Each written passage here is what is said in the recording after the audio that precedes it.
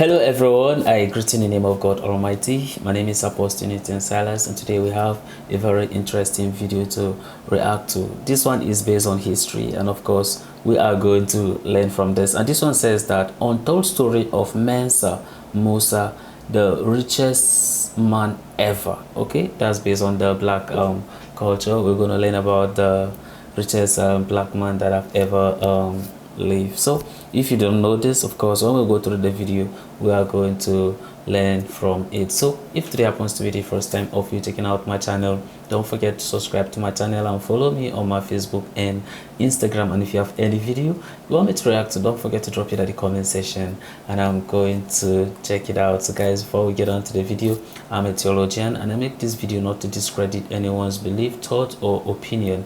This is basically for educational purposes, and I believe that at the end of this video we all are going to learn from this. So let's get down to this video and then check this out.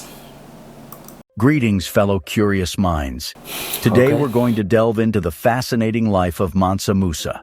Mansa Musa was the wealthiest person in history, and we're going to find out how he got there. Mansa Musa was the ruler of the Mali Empire, located in what is now West Africa. But he wasn't just any ruler. He was the kind of guy who had so much gold that he made Scrooge McDuck look like a penny pincher. And we're not talking about a few gold coins here and there. We're talking about so much gold that he caused inflation wherever he went. That's right, folks. Mansa Musa was the OG influencer.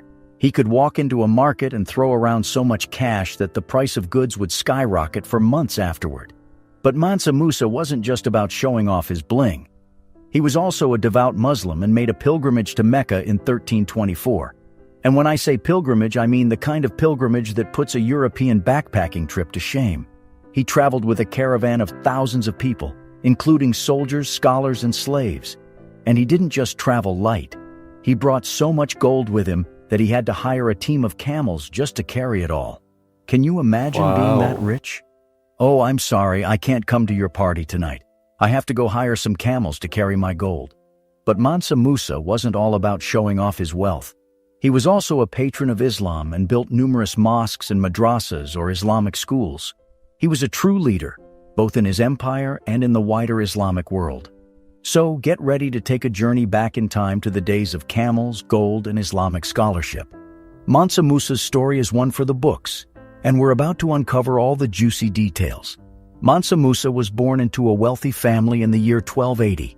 His father was the ruler of the Mali Empire, which at the time was one of the wealthiest and most powerful empires in West Africa.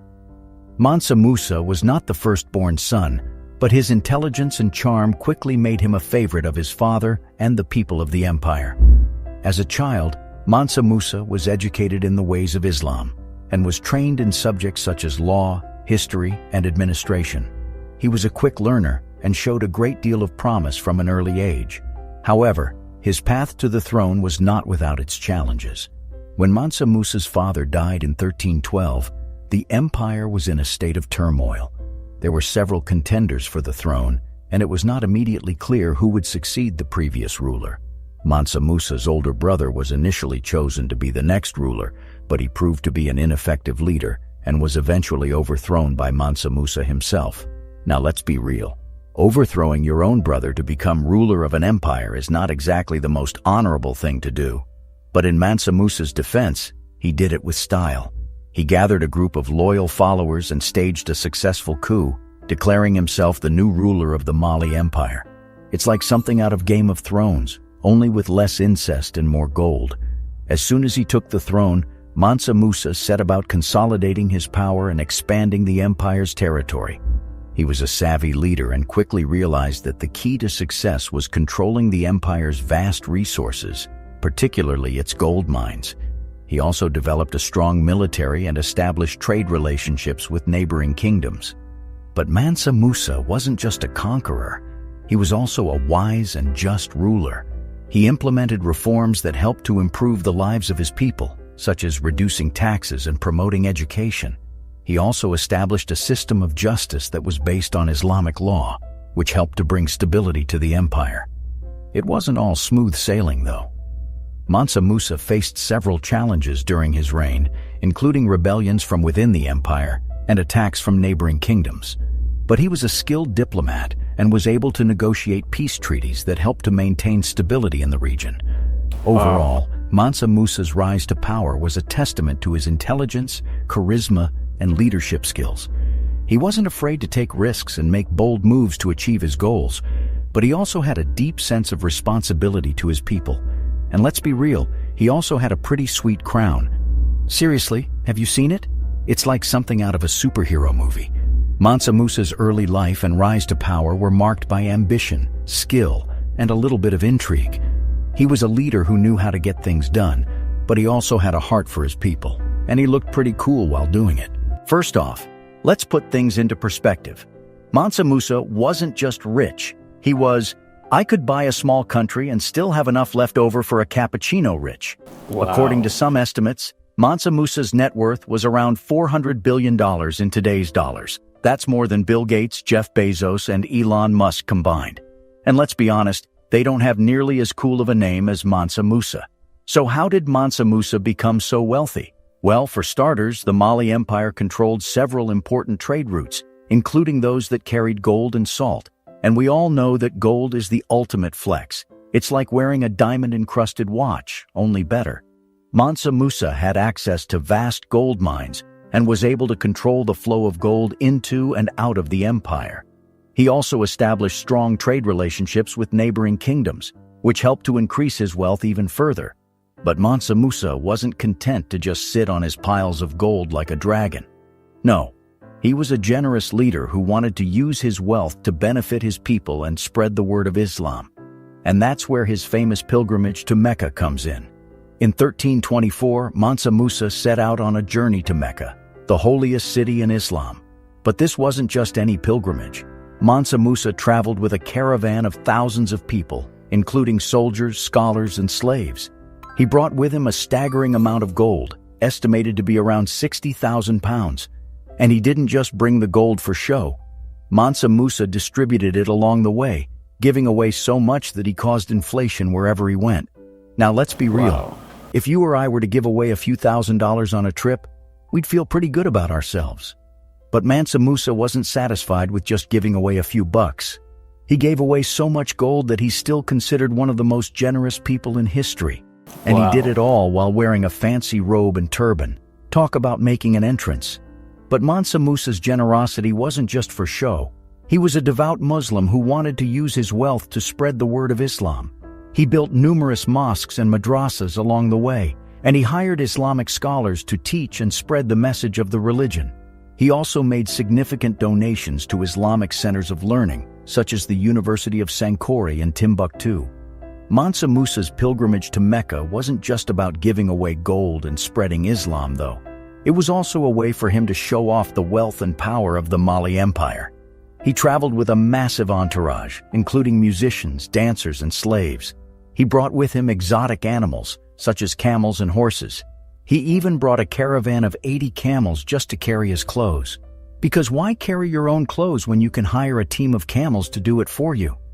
But Mansa Musa's pilgrimage wasn't just a display of wealth. It was also a way for him to establish diplomatic relationships with other Islamic leaders and kingdoms.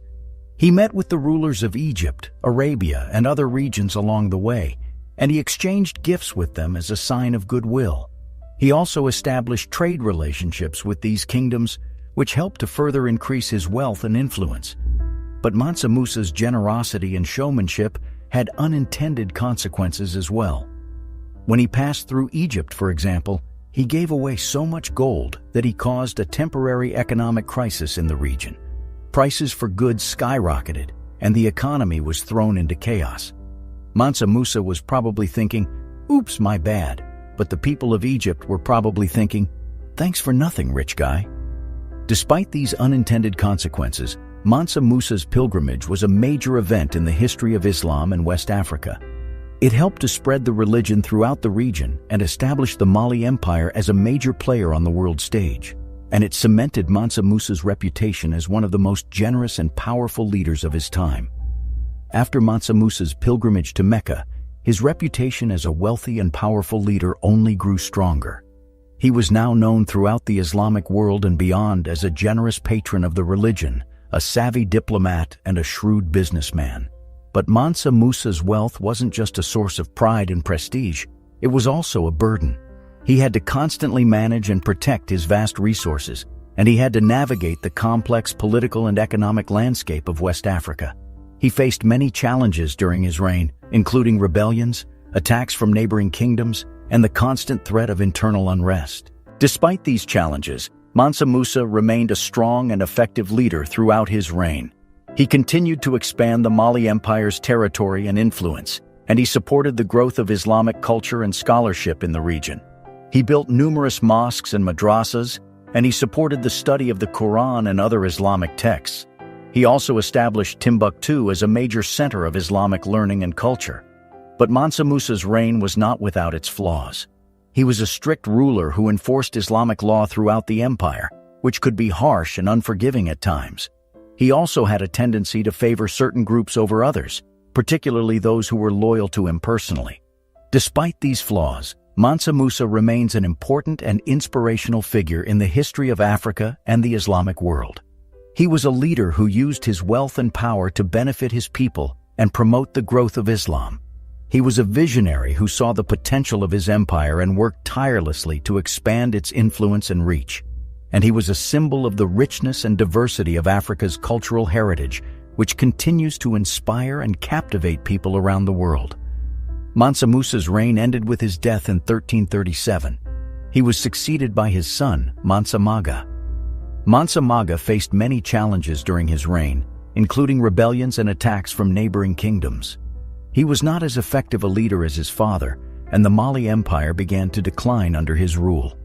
In the years following Mansa Musa's death, the empire faced a series of internal and external challenges, including droughts, rebellions, and attacks from neighboring kingdoms. The empire's resources were depleted, and its power and influence waned. By the 16th century, the Mali Empire had effectively ceased to exist as a political entity, and its people had been absorbed into other kingdoms and empires in the region.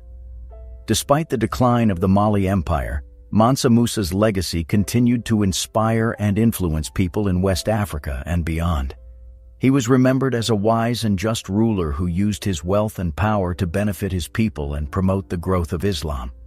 His pilgrimage to Mecca remains one of the most famous and legendary journeys in history, and his reputation as one of the wealthiest people of all time continues to captivate people's imaginations.